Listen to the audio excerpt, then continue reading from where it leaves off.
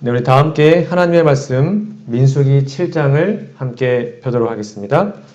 오늘은 민수기 7장을 본문으로 해서 민수기 강의 5번째 시간으로 하나님께 봉사함이라는 제목으로 하나님 말씀을 연구해 보도록 하겠습니다. 성경 본문을 펴 놓으신 채로 함께 말씀을 들으시면 되겠습니다. 우리 지난 시간에는 민수기 6장을 좀 함께 공부했는데요. 기억나시는지요? 민수기 6장은 전반부에는 나실인 제도가 나옵니다.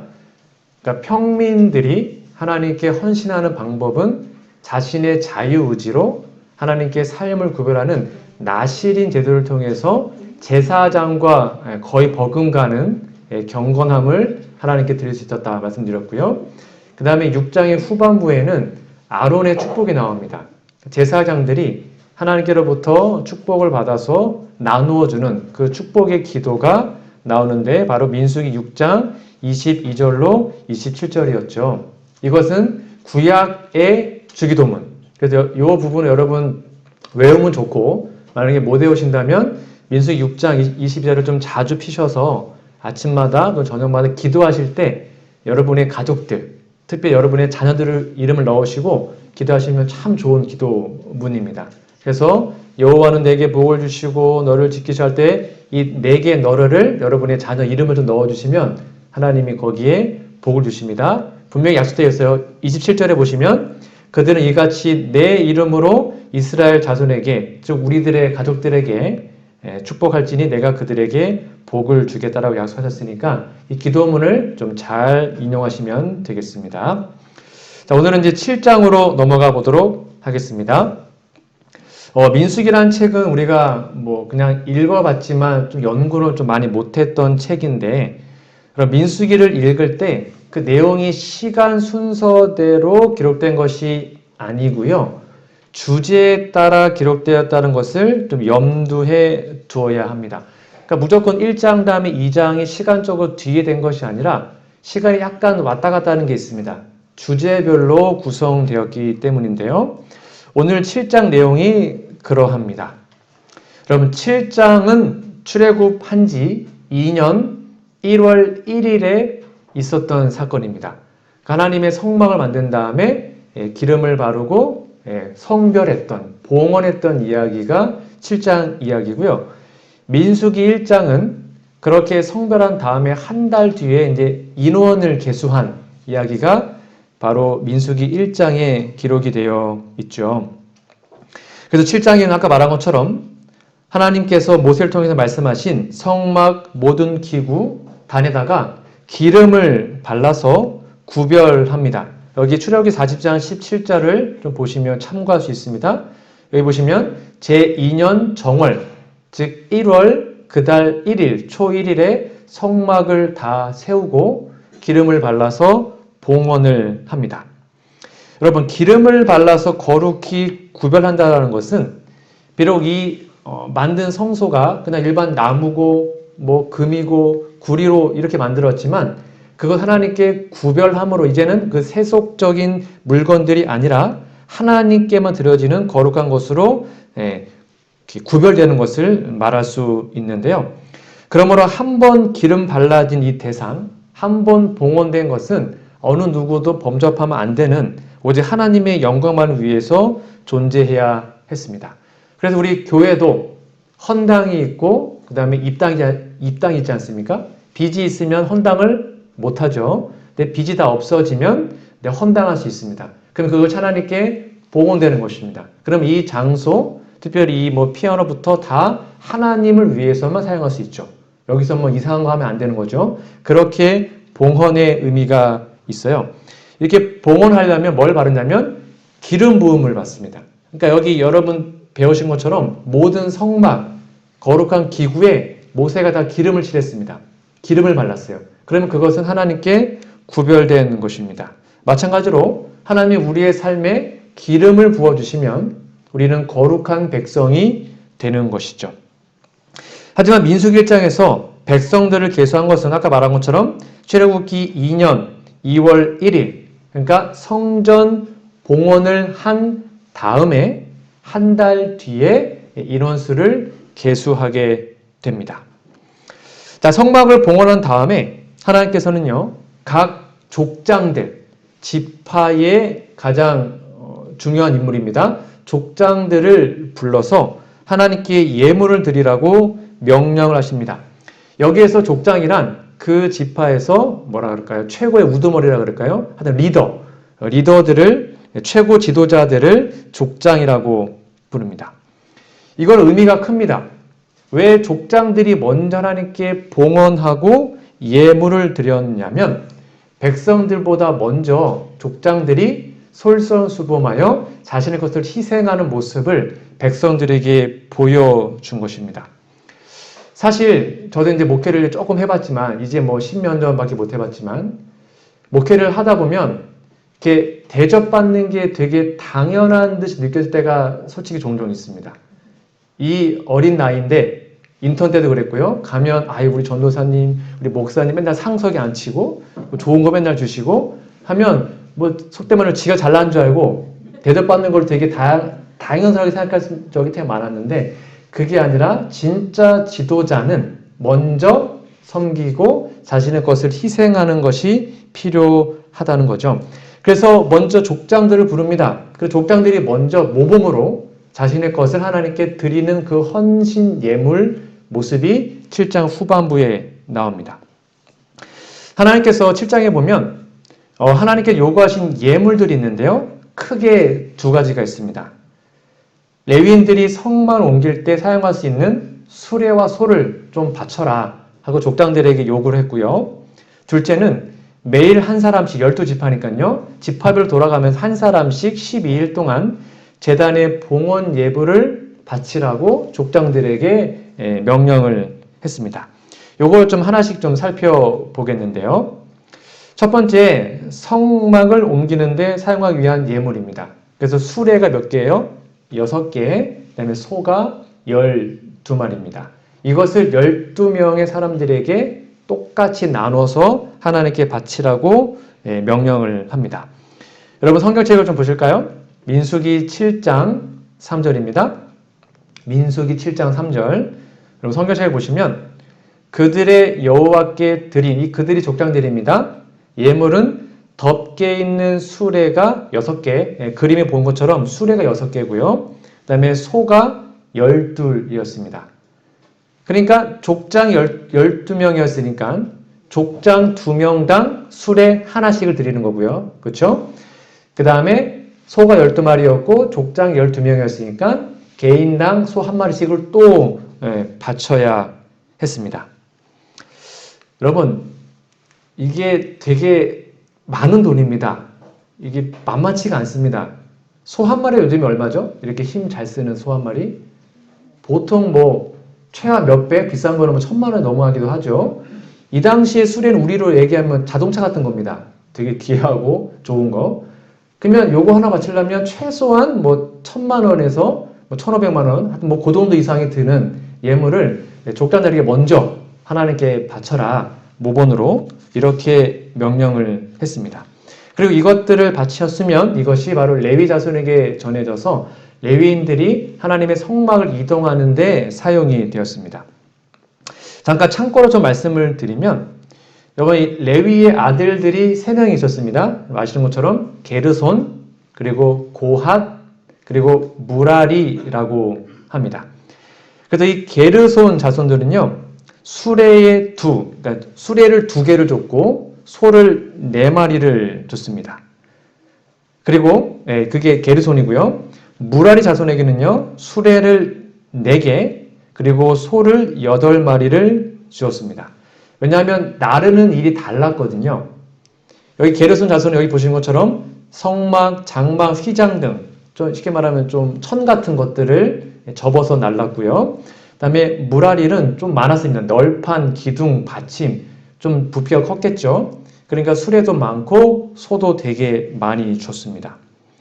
하지만 고핫 자손은 달랐습니다. 이 고핫 자손은 나르는 역할이 증거궤, 상, 등대, 단 그 중에서 제일 중요한 게 법궤를 날랐습니다.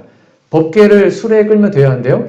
안 됐죠. 우사가 그 끌다가 다윗 때 그 끌다가 만졌다가 죽었잖아요. 법궤는 수레를 끌면 안 돼요. 그러니까 고아차소는 수레가 소가 없어요. 그냥 오로지 몸으로 떼어야 했습니다.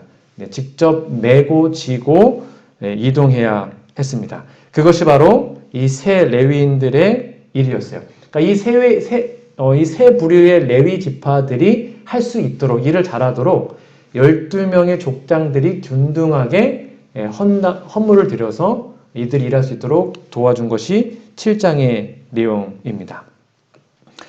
그 다음에 두 번째가 뭐냐면 제단에 드린 봉헌 예물인데요. 여러분 7장 좀 읽어보시면 되게 지루합니다. 똑같은 내용이 계속 반복됩니다. 족장들은 하루에 한 사람씩 단의 봉헌 예물을 드리도록 여호와께서 명령하셨는데요. 아까 말한 것처럼 제단에 다 기름 발랐습니다. 봉헌했습니다. 이제 하나님께서 거기에 임재하셨죠. 그런 다음에 가장 첫 번째로 드렸던 예물이 족장들의 예물이었습니다. 거룩한 기름 관유를 부었고 희생 제물의 피를 단에 바름으로 정결케 되었습니다. 그리고 자발적인 순종으로 하나님께 예물을 드렸던 것이죠. 자, 그 예물을 좀 보시면 여기 앞에 그림에 있지만 여러분 성경을 좀 보도록 하겠습니다. 자, 7장 11절부터 17절까지를 좀 지루하지만 읽어드리겠습니다. 여호와께서 모세에게 이르시기를 족장들은 하루 한 사람씩 단의 봉헌 예물을 드릴지니라 하셨더라. 제1일에는 예물을 드리는 자는 유다 지파 암미나답의 아들 나손이라. 그 예물은 성소의 세겔대로 130세겔 중 음반 하나와 70세겔 중 음발이 하나라. 이 두 그릇에는 소재물로 기름 섞은 고운 가루를 채웠고, 좀 상상을 해보셔요. 14절, 또 10세겔 중 금 숟가락 하나라.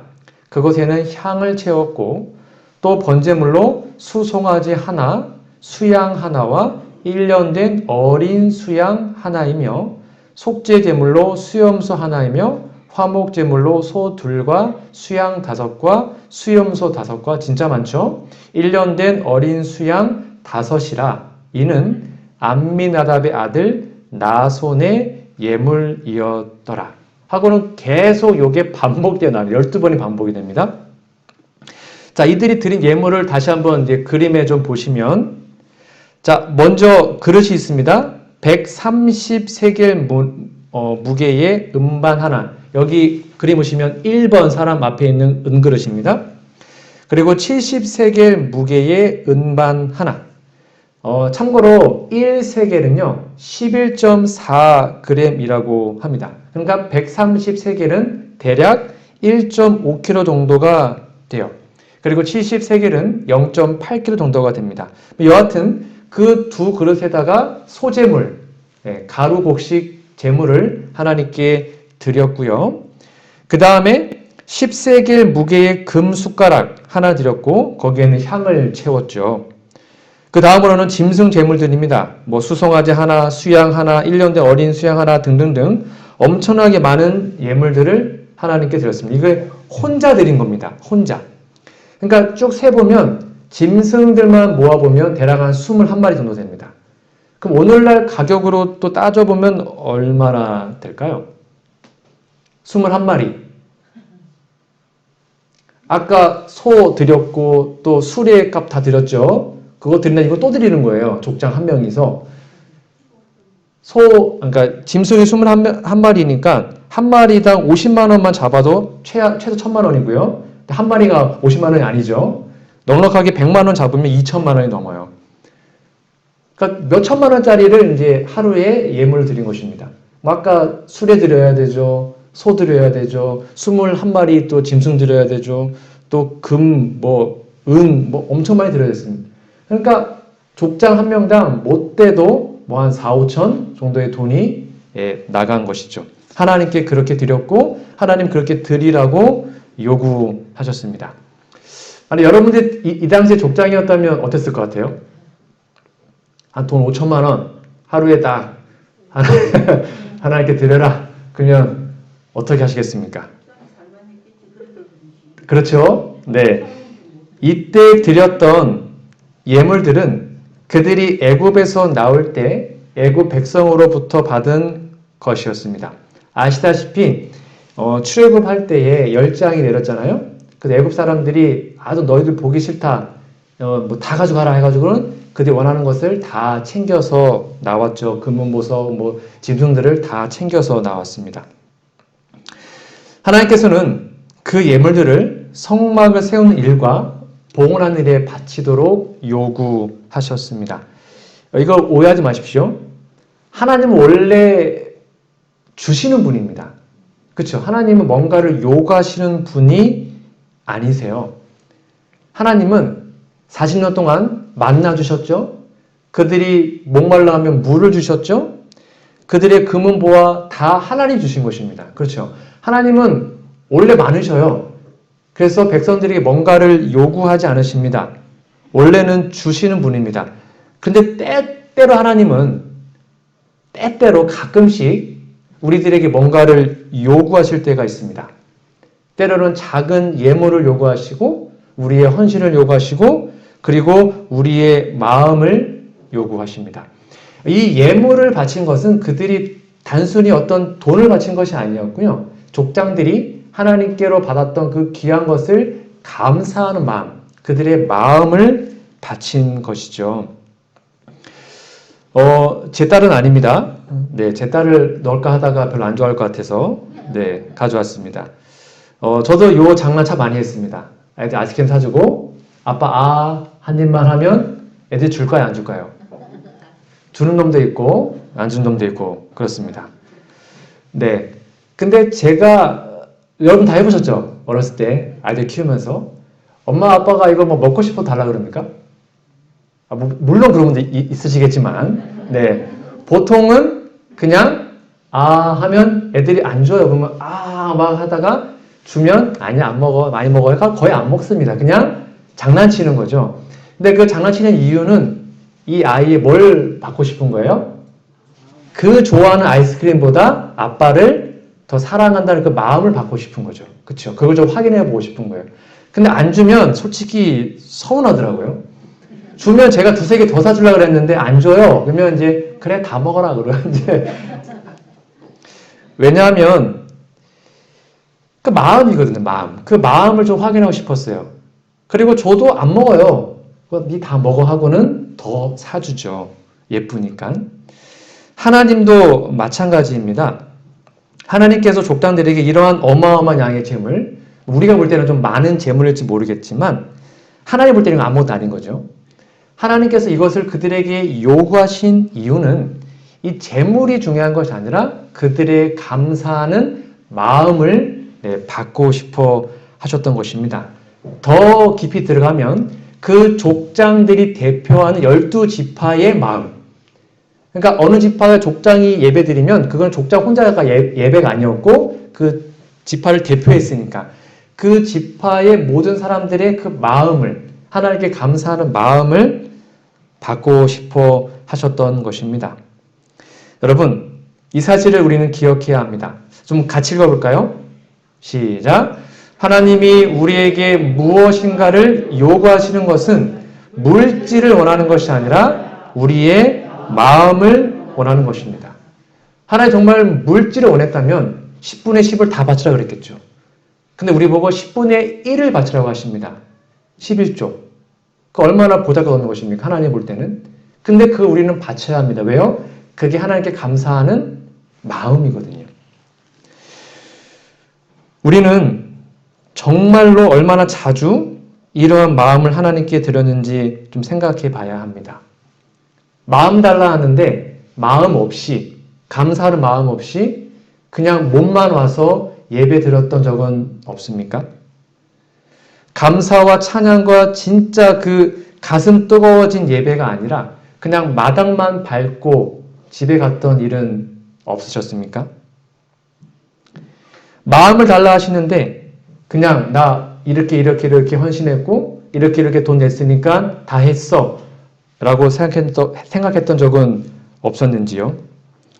하나님께서 우리에게 예물을 요구하시는 것은 그 예물 자체가 아니라 그것을 드리는 우리의 마음을 요구하시는 것입니다. 우리 김상래 목사님께서 한번 이런 말씀하셨습니다. 예물과 뇌물의 차이가 뭔지 아냐? 여러분, 예물과 뇌물의 차이가 뭔지 아십니까? 예물은 마음이 있어야 그 예물을 받을 수 있습니다. 그런데 뇌물은 이 사람이 싫어도 받을 수 있습니다. 마음 없고 상관없어요. 그냥 물질만 받는 게 뇌물인 것이죠. 이제 더 이상 하나님을 오해하지 마시고요.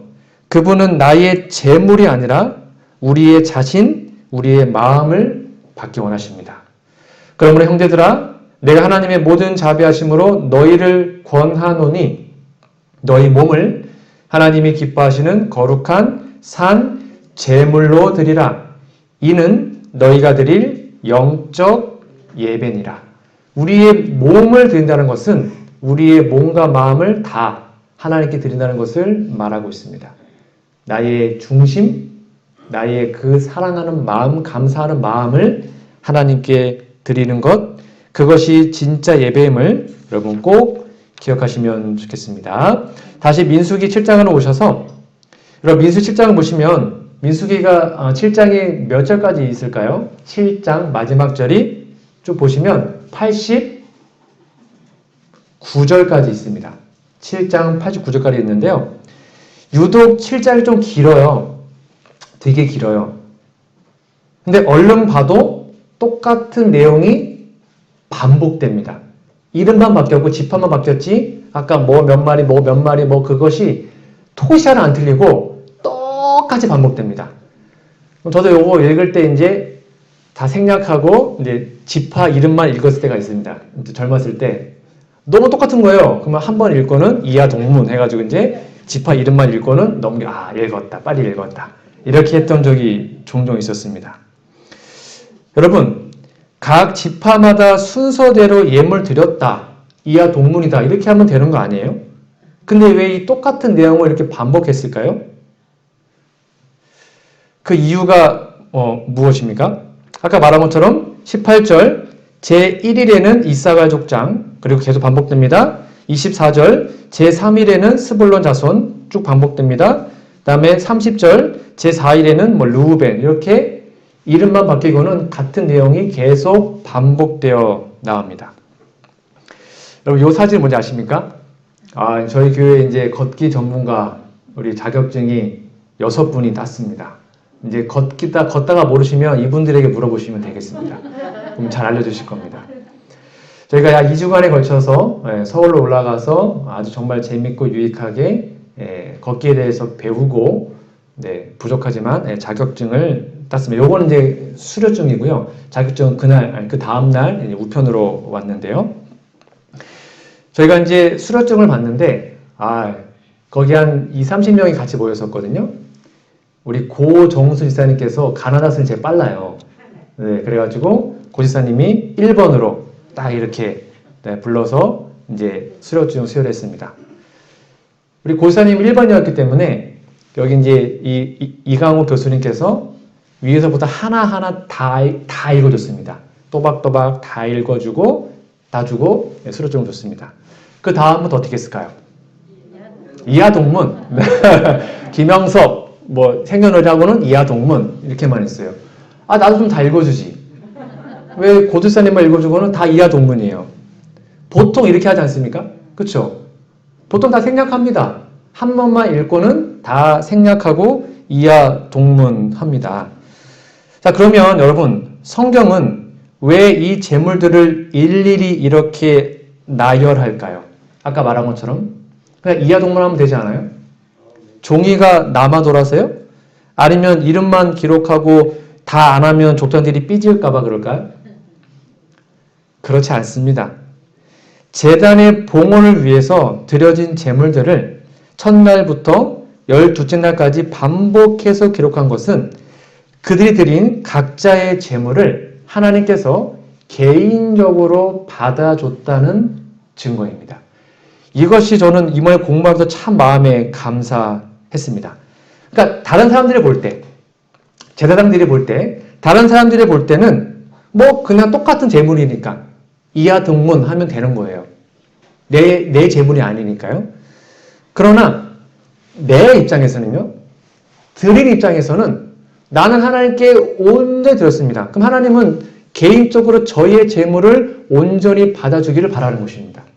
그냥 이하 동물 하면 서운하잖아요. 다 읽어주고 예쁘다, 잘했다라고 해줘야지 하나님께 더 감사하겠죠. 즉 정리하면 이것입니다. 하나님은요, 아무리 반복적이고 일상적인 제사를 할지라도 그것이요, 하나하나를 마치 하나님께 드려진 유일한 제사인 것처럼 받아주십니다. 이게 하나님의 귀한 메시지였고 하나님의 사랑입니다. 여러분, 마가복음 12장에 보면 두 랩돈을 드렸던 한 여인의 이야기 기억나시죠? 이때 정말 수많은 사람들이 와서 여기에 헌물을 드렸습니다. 그러나 하나님은 그들이 드렸던 예물 하나하나를 개인적으로 받아주셨습니다. 이 사람이 어떤 형편이 있었는지, 이 예물 드리기 위해서 얼마나 고생하고 또 하나님께 헌신했는지, 자신의 것을 얼마나 희생했는지 하나님은 개개인으로 다 아시고 그 예물을 마치 그 사람이 이 지구에서 그 사람은 혼자만 하나님께 드린 것처럼 받아주시는 것입니다. 이하 동문이 아니고요. 한 명 한 명을 가장 소중하게 보시는 것이죠. 특별히 거기에 마음이 담겨 있으면 두 랩돈일지라도 수십억, 수천억보다 더 귀하게 하나님은 받아주시는 것이죠. 자, 우리의 예물뿐만 아니라 기도도 마찬가지입니다. 생각해 보세요. 인구가 70억이 넘잖아요. 그럼 얼마나 많은 사람들이 기도할까요? 그럼 그 기도 하나님 어떻게 또 다 알으시고 다 응답하실까요? 어렸을 때 전 이런 질문을 참 많이 했습니다. 아니, 세상에 이렇게 많은 사람들이 하나님을 믿는데 그 사람들이 동시에 기도하면 어떻게 하나님을 다 들으세요? 이런 질문을 저도 했었고 종종 아이들이 질문을 많이 합니다. 여러분, 그런데 그런 걱정을 할 필요가 없어요. 하나님은 세상에 사람이 이렇게 많을지라도 여러분 각자 한 명을 유일한 사람인 것처럼 사랑하시고 돌보신다는 것입니다. 그것이 나와 있어요. 제가 정말로 이번에 공부하면서 마음이 확 와닿았던 말씀인데요. 시대의 소망 479페이지입니다. 그럼 잘 보셔요. 여러분 각 영혼은 마치 그가, 즉 여러분 각자가 구주께서 위하여 죽으신 유일한 사람인 것처럼 예수님에게 잘 알려져 있다. 70억 분의 1이 아니라 여러분 각자 한 명 한 명이 유일한 존재라는 것입니다. 각 사람의 고민은 예수의 마음을 아프게 한다. 도움을 구하는 부르짖음은 그의 귀에 들어간다. 그렇게 수많은 사람들이 기도해도 하나님 헷갈리지 않으십니다. 여러분 기도만 유일하게 들을 수 있는 능력이 있으셔요. 그 다음 같이 읽어볼까요? 그는, 시작. 그는 각 사람을 마치 이 지구 표면에 그 사람 외에는 다른 사람이 없는 것처럼 돌보신다. 놀랍지 않습니까? 하나님 이런 분이세요. 이하 동문이 아니라 여러분 각자 한 명 한 명이 이 지구상에 유일한 존재인 것처럼, 딱 한 명 남은 존재인 것처럼 그렇게 사랑하시고 돌보시고 지키시고 보호하시는 것이죠. 저도 가끔 아이들과 가끔입니다. 가끔 밖에 나가서 이제 놀면 아니면 에버랜드라든지 놀동산을 몇 번 가봤는데요. 가면 저랑 저희 집사람의 눈은 늘 어디를 향하고 있을까요? 애들 어디 잘 가고 있나, 어디 도망가지 않았나, 잃어버리지 않았나. 이렇게 경치 보다가도 늘 딱 애들 확인하고 이렇게 눈이 팍팍 돌아갑니다. 남의 자식은 보지도 않고요. 내 자식 어디 있나를 보고 살아가죠. 그게 부모의 마음이지 않습니까? 같은 것입니다. 하나님께서는 이 지구상에 여러분 각자 한 사람 한 사람이 마치 하나님의 유일한 자녀인 것처럼 그렇게 눈동자처럼 지키시고 보호하시고 사랑해 주시는 것이죠. 우리는 문제가 생겼을 때 어떤 직장 상사나 아니면 나에게 좀 도움을 줄 수 있는 사람에 찾아가서 이런저런 부탁을 합니다. 그러면 그 사람이 예, 제가 도와드리고 하겠습니다 라고 약속을 하죠. 근데 기다려도 별 소식이 없어요. 그 기다리다가 안 돼서 다시 찾아가면 죄송합니다. 제가 좀 바빠서 요즘에 좀 일할 게도 많고 좀 처리할 게 많아서 제가 다음 주에는 꼭 해드릴게요. 라고 들을 때가 종종 있어요. 즉 나에게는 이게 참 급박한 문제이지만 아무리 뛰어난 인간일지라도 그 사람에게는 능력의 한계가 있다는 것이죠. 그래서 우리 어떤 문제들을 완벽하게 하루빨리 해결해 줄 수가 없는 것입니다. 그러나 하나님은 다릅니다. 하나님은 우리보다 나를 더 사랑하시고 우리보다 나를 더 아끼시는 분이라는 사실이죠. 그 사실을 믿을 때 우리는 힘과 용기를 얻을 수 있는 것입니다. 시편 17편 8절입니다. 나를 어떻게 해요? 눈동자같이 지키시고 주의 날개 그늘 아래 감추셨다. 이렇게 보고 계시는 겁니다. 눈동자 계속 잘 사나 안 사나. 이것이 우리의 하나님의 사랑입니다. 우리가 드렸던 예물, 우리가 드린 기도, 심지어 우리가 흘린 눈물까지도 하나님은 다 담아서 보관하신대요.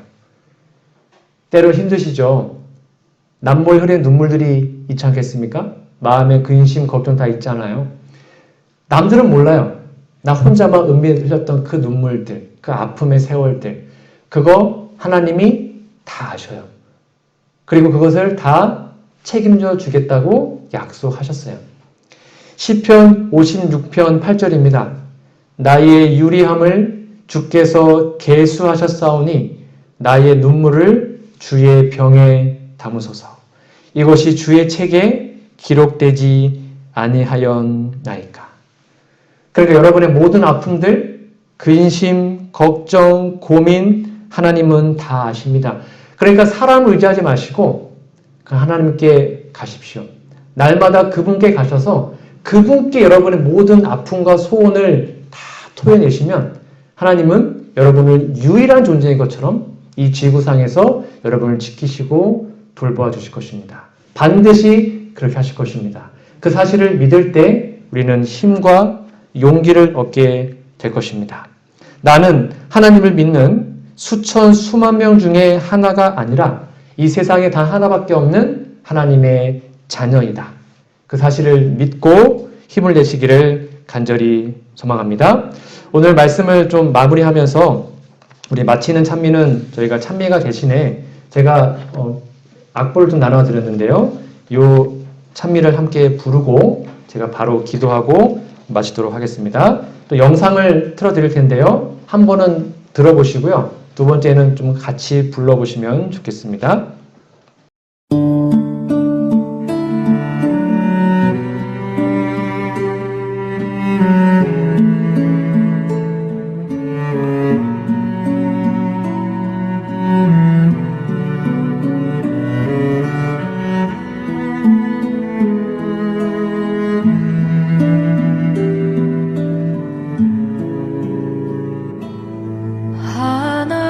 하나님은 너를 지키시는 자, 너의 우편에 그늘 되시니 낮에 해와 밤의 달도 너를 해치 못하리. 하나님은 너를 지키시는 자, 너의 환난을 면케하시니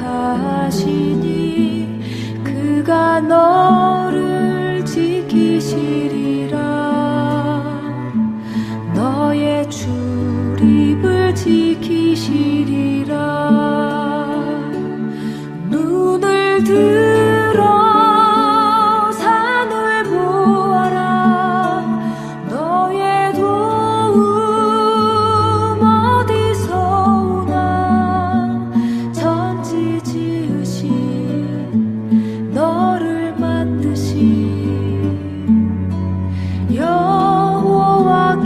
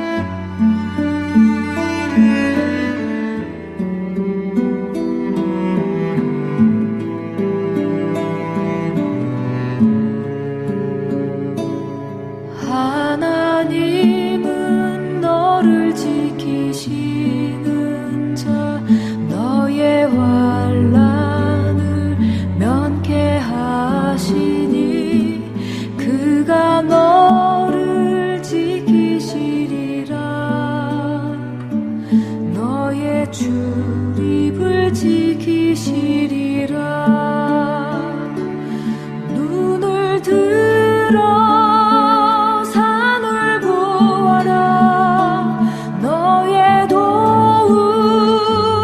어디서 오나. 천지 지으신 너를 만드신 여호와께로다. 천지 지으신 너를 만드신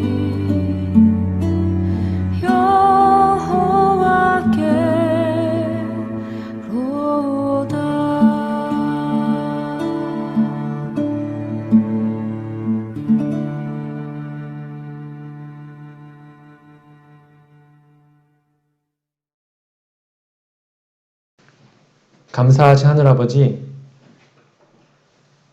저희들을 이렇게 사랑하여 주시고 이 세상의 유일한 존재의 것처럼 지키시고 보호해 주겠다고 약속해 주시니 진심으로 감사합니다. 힘들고 어려울 때마다, 내 자신의 가치가 무너질 때마다 하나님을 바라보고 나는 하나님의 유일한 아들, 딸들이다. 나는 하나님의 귀한 자녀이다 라는 생각을 함으로 용기 얻도록 도와주시옵소서. 눈동자같이 지켜 보호해 주셨다가 꼭 저 하늘까지 우리 모든 성도들 함께 데려가 주시옵기를 예수님의 이름으로 간절히 기도합니다. 아멘.